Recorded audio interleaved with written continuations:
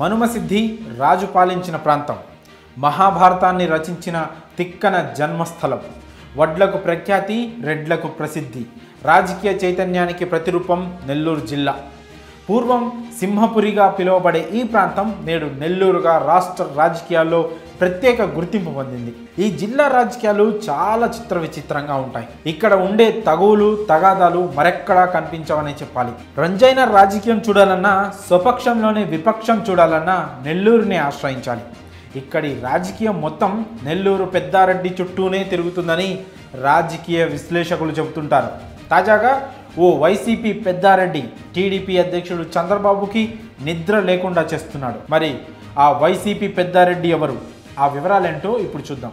ఆంధ్రప్రదేశ్ రాష్ట్ర రాజకీయ చరిత్రలో నెల్లూరు జిల్లాకు ప్రత్యేక స్థానం ఉంది. ఇక్కడి నుంచి ఎంతో మంది నేతలు దేశ రాష్ట్ర రాజకీయాల్లో కీలక పాత్ర పోషించారు. ఇక్కడ చెప్పుకోవాల్సిన మరో విషయం ఏంటంటే, నెల్లూరు జిల్లా రాజకీయంలో పెద్దారెడ్లదే ఆధిపత్యం. అధికార పక్షం, విపక్షం అన్నిట్లోనూ వీరే కనిపిస్తుంటారు. రాజకీయాలకు పెట్టింది పేరు నెల్లూరు పెద్దారెడ్లు. ఎన్నో ఏళ్ల నుంచి ఇక్కడ రెడ్డి సామాజిక వర్గ ఆధిపత్యమే కొనసాగుతోంది. వారే నెల్లూరు జిల్లా రాజకీయాలను శాసిస్తుంటారు. స్వపక్షంలోనే విపక్షంగా మారాలంటే కూడా ఇక్కడి నేతలకు మాత్రమే సాధ్యం. ఇంతేకాక రాజకీయ సమస్యలను వ్యూహాత్మకంగా పరిష్కరించగల సత్తా నెల్లూరు పెద్దారెడ్ల సొంతమని రాజకీయ విశ్లేషకులు అభిప్రాయపడుతుంటారు. తాజాగా టీడీపీ అధ్యక్షుడు చంద్రబాబు కూడా ఓ నెల్లూరు పెద్దారెడ్డి నిద్ర లేకుండా చేస్తున్నాడు. 2014-2019లో నెల్లూరు జిల్లాలోనూ వైఎస్ఆర్సీపీ క్లీన్ స్వీప్ చేసింది. 2019లో వైఎస్ఆర్సీపీ అధికారంలోకి వచ్చిన తర్వాత ఈ జిల్లా నుంచి ఇద్దరికి మంత్రివర్గంలో చోటు కూడా దక్కింది.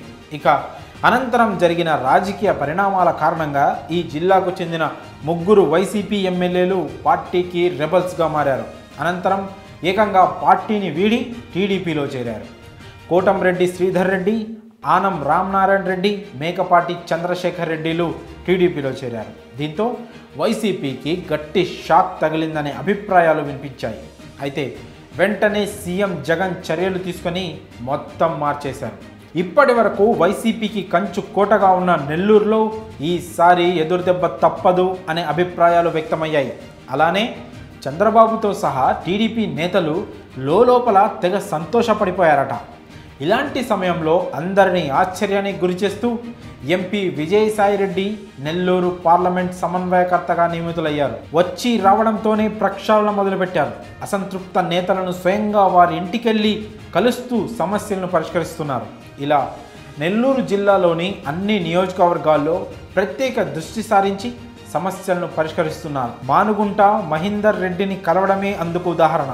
ఇక నెల్లూరులో ఈజీగా గెలవచ్చు అని చంద్రబాబు ఊహించుకుంటున్న సమయంలో ఆయనకు ఈ పెద్దారెడ్డి నిద్ర లేకుండా చేస్తున్నారు. గతంలోనూ విశాఖపట్నం జిల్లా రాజకీయాల్లో విజయసాయిరెడ్డి తనదైన రాజకీయ చాతుర్యం ప్రదర్శించి అసంతృప్తులను చల్లార్చారు. మొత్తంగా నాడు విశాఖలో, నేడు నెల్లూరులో చంద్రబాబుకి ఈ వైసీపీ పెద్దారెడ్డి చుక్కలు చూపిస్తున్నారన్న అభిప్రాయాలు వ్యక్తమవుతున్నాయి.